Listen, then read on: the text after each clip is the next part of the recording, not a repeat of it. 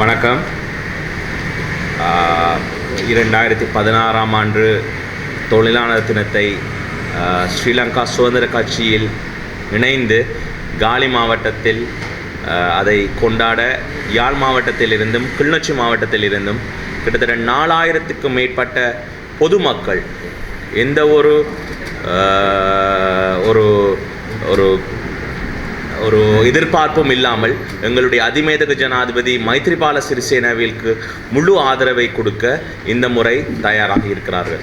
கிட்டத்தட்ட 75லிருந்து 80 வரைக்கும் பேருந்துகள் யாழ் மாவட்டம் கிளிநொச்சி மாவட்டத்திலிருந்து தயாராகி பெறப்பட இருக்கின்றது என்று பிற்பகல் கிட்டத்தட்ட கிளிநொச்சி மாவட்டம் மட்டும் கிட்டத்தட்ட எங்களுக்கு கிட்டத்தட்ட 1500க்கும் மேற்பட்ட மக்கள் கலந்து கொள்ள இருக்கிறார்கள்.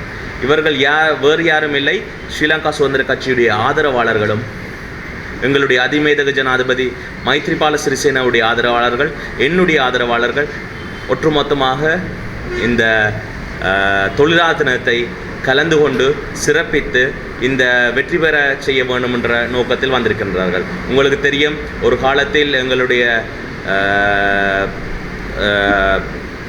ஸ்ரீலங்கா சுதந்திர கட்சியுடைய மூத்த தலைவரான எங்களுடைய ஸ்ரீமாவோ மேடம் இருந்த காலத்தில் ஒரு விவசாய புரட்சியை செய்து எங்களுடைய வடமாகாண மக்களுடைய மனதை கைப்பற்றினார் ஸ்ரீமாவோ பண்டாரநாயக்கா மேடம் அவர்கள்.